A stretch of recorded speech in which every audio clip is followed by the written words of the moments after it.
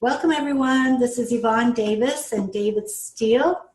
We're accredited facilitators with Rocky Mountain Compassionate Communication Network. And we are here for week 9 of Unleash Your Creativity, a blending of The Artist's Way by Julie Cameron and Nonviolent Communication by Marshall Rosenberg. So in week 9, we're exploring the topic that Julia Cameron brings up, which is recovering a sense of compassion. And she talks first about fear. And what she has to say about that is that when artists are blocked, particularly, well, sometimes they might call themselves lazy, like I can't get started, I'm lazy. And she says it's not. I know someone who used to call herself lazy. Yeah. And she says it's not laziness, it's fear. And she says that we need to call it by its true name. Because if you call yourself lazy, you don't understand fear underlying the procrastination, then you won't be able to truly address the issue. So one of the things she talks about is how if we feel called to be artistic, sometimes we may see that as a betrayal of our parents. And I know that that is so true because my father, and you know, it's hard not to care what your parents think. You know, it's perfectly natural to care about your parents, to care about what they think. And anyway. It's also deeply ingrained in your central nervous system because you imprint on them. So you can't, there's a biological component that you can't just override. Right. So anyway, my father disapproved of me wanting to be a writer. And he wanted me to get a stable job, like working in a law firm. That is his opinion of a good choice in life, even though I was very unhappy and I wanted to be a writer. So what happens then is because we don't want to betray our parents by choosing to be... Can I restate that? Sure. We feel really deeply a deep yearning to honor our parents. Right, right. Which is a little bit different than betraying. Right. So, you know, we don't want to end up like homeless bums. So there are homeless bums I've liked. Yeah, I'm not saying that you can't like them. I'm just saying that we don't necessarily want to be that way. We don't want to be homeless. We don't want to be broke all the time. And so, you know, in order to honor our parents and to show them that, you know, I can take care of myself, in our minds, we begin to form this belief that in order to be an artist or have an artistic career, we have to do something really big and be really successful. And so many of us do that, you know. I do that myself. You know, I think about, oh, I want to be the next J.K. Rowling, you know, because she's such a successful author. Or even Suzanne Collins, who wrote The Hunger Games. Or maybe, you know, think about other artistic careers like acting. Like maybe I think, oh, I want to be as successful as Jennifer Lawrence or something like that.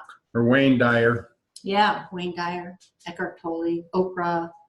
You know, so many people who have had really phenomenal success. But we start to think that that should be our goal. And the problem with that is when you set yourself up for that kind of goal, you are pretty much bound to not reach it. I was going to use the word fail. I'm a little leery about using the word fail because I actually don't believe in failure, but that is the way we interpret it. We interpret it as failure because, you know, I didn't become the next J.K. Rowling or Suzanne Collins or Wayne Dyer or Deepak Chopra or Oprah or whatever. I don't have a 7-digit income. Oh man, I am such a disappointment to everyone who knows me and loves me and realizes I'm capable of so much more. And why can't I just, honor them and be capable of so much more? Because I know it's in me to do it, and I know I can do it, but I just don't do it because I can't be lazy. Inadequate. I'm inadequate. Yeah. I am inadequate. Well, I think the other issue is that you're going to stumble anyway. Even Yes. J.K. Rowling stumbled, even Jennifer Lawrence stumbled, and experienced rejection and things like that. The difference is that they kept moving forward, and they had some lucky breaks, and the fact is that maybe not all of us are going to get those lucky breaks, but does that mean that we can't be successful in our own sphere of influence? Well, I don't know. Do you want an external locus of control? Because then, yes, you need that lucky break or you'll never be successful. Or do you want an internal locus of control where the way that you spend time, most precious resource we have, and the experiences that you have, are they nourishing and fulfilling? And are you able to bring into the world an authentic expression of what you feel inside so that you're in connection, in resonance with the life that you lead? Yeah. That's my definition of success, by the way. Yeah. Can involve money, but it doesn't have to. Mm-hmm. But I can't imagine it without coffee. Mm-hmm. So I think I would like to share from my own life experience that one of the things I've really struggled with has been to deal with things not turning out the way I hope, running into obstacles or setbacks. And the thing about it is that I've learned over time is that that's actually a natural part of the process of creativity, of even living. And so when those things would happen, which are actually completely natural, I would take them as indications of my inadequacy. You are such a loser. Yeah, that's probably what I would say to myself. And you hang out with losers. That I can't do it. It's I don't Your know. time management skills are pathetic. Yeah, those are kinds of things that I would say to myself. So I would just give up, and that's after when I began to recognize it. I called it the I give up pattern, because that's what I would do. You even wrote a blog about it. Yeah. So when I felt... Maybe you could post a link to the blog on the thing below. Okay. So yeah, whenever I ran into trouble, like setbacks, obstacles, challenges, anything like that, then I would read that as information about myself, that, that was the inadequacy. And so what I've learned is that actually these kinds of things are the normal part of creating. And they don't tell us, information about failure or inadequacy or anything like that. They're just the normal process of life. Just like how some days the sun shines and sometimes it snows, or sometimes it rains or whatever. And we know that, when it rains, that doesn't mean God is unhappy with us. It doesn't mean we're bad people. So it's the same with having challenges when you're creating. And so I'm really trying to, learn more and more to see that that's a normal part of the process and not let it trip me up and just see it as information. So I'll give you an example. Recently, I was creating an Indiegogo campaign, and I launched it using an e-newsletter, and it went over like a lead balloon. Yeah. And that was very disappointing.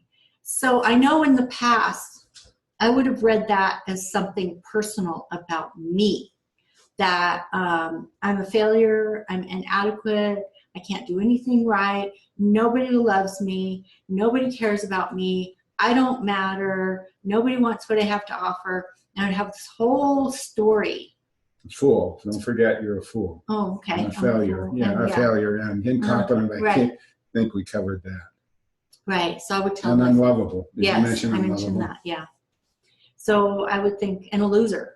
And Can't a loser. forget about that, yeah. Absolutely Right. a loser. So I would tell myself all those things, and then I wouldn't be able to continue moving forward. You know, I mean, sometimes it could take, depending on how devastated I felt, it could actually take years before I would even think about trying again. And so that's one of the things I've learned. So now when I saw that, you know, I launched and did not get the kind of response that I was hoping for, now it's just information. And I think, okay, so what does that information tell me? Either the vehicle I used wasn't effective, or, you know, so maybe I need to use a different vehicle of communication, or maybe the way I expressed myself didn't have the connection and engagement that I had hoped for. Right. Or maybe your pre-planning was anemic. Yeah, maybe I needed to plan better. Maybe it was just bad timing. Maybe it takes longer than I had originally thought, you know, because let's see, that was March 1st, and so let's see, today's the 3rd, so that was only 2 days ago. Yeah. So 48 hours. I have a story in my mind, Mm-hmm. which is that I suspect that you're discovering that it takes more work than you anticipated. Yeah. Yeah. And it's not just work. I think there's also something, there's something more to it, like the way it was shaped. Yeah. Yeah. So time commitment. Mm-hmm. It takes more time. It takes time commitment. Yeah. But I do think I need to rethink the shape of it. Yes. Does that mean? Yeah. I totally get. Yeah. I totally. I have a confession to make. I love working with Yvonne because she is so candid and authentic about what's going on in her life. And that puts her in a very powerful state of consciousness where she can actually effectively respond to what's going on. And it's just a joy to be around. Thank you. You're welcome. So she didn't pay me to say that or anything. It just came up in the moment. I love working with you. So anyway, yeah, so I just wanted to share that, you know, that that's something that I've learned over the years, is that just because, like, if you set a goal for yourself that is unrealistic, and even though I didn't think that it was outrageous, it was still unrealistic, because I expected much more excitement, enthusiasm, engagement, response from just sending it out the way I did. And since I didn't get that kind of response and engagement, it becomes a fact that my expectation was unrealistic because it didn't match the actual reality that unfolded. Right. It's not that it was outrageous, it just Right. didn't match reality. Right. So I have a suggestion for the next video, which is, I think you've laid out this beautifully, and the next step, I think, is like at least a 20-minute, half an hour step, and that would make this a really long video.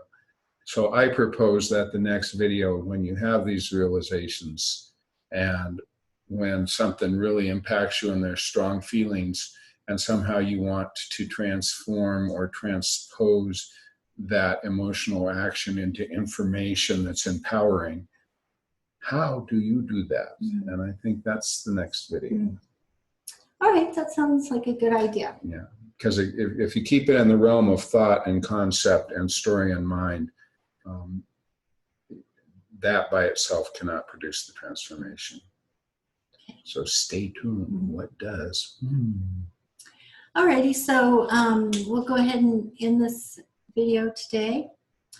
And I want to thank all of you for subscribing. And I also want to share another side of things, because I talked about how I created and launched an Indiegogo campaign, and the response was not what I had hoped for. That doesn't mean I'm giving up. I'm just rethinking things and taking a new approach.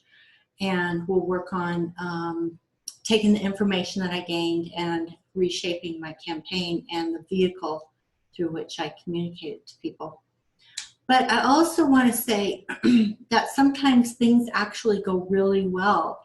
And I've been really pleased with the reception that my new channel has received, because I've really only been producing and recording and posting videos since late November. So when you consider December, January, February, about 3 months. And I've been really pleased with the reception, especially since I started virtually from zero. And so I've received a lot of interest, a lot of engagement, a lot of new subscribers, and I really want to share how grateful I am for all of this. You know, this is what I would call the response, the engagement that I was longing for. So I just want to share how grateful I am to everyone that has subscribed, and for all the likes on our videos and all the comments on the videos and any sharing that you've been doing. I really appreciate it. So thank you so much. And I hope you will continue to enjoy these videos. I just have to say you kind of cheated, because what you just demonstrated was taking your focus away from what's energy depleting and putting it on somewhere where there's a good energy exchange, and then express gratitude for that. And that's one of the things you can do. It's not the thing that we're going to talk about on the next video, but you just demonstrated one of the ways that we can keep moving on when something happens where we felt like we've been knocked down. Yeah. So good demo. Okay. Alrighty, so in that case, we'll bring this to a close, and we will look forward to seeing you for another video tomorrow. You can ring the bell. Okay. Remember to ring the bell, subscribe to the channel, tell all of your friends about it, be part of the revolution of consciousness that we're supporting, because without your involvement, we're nothing. No, we're still something. But anyhow, it just really helps. It just really helps, because it's really all about responding to what's going on in the world with the gifts that we all have. Because the world, in my opinion, is really asking us to step up to the plate and be authentic. So share, tell your friends, and subscribe, and leave comments below. Yvonne has typing skills that I can only dream of, and they're so far beyond mine that I can't even dream of them. But she loves responding to comments that people leave.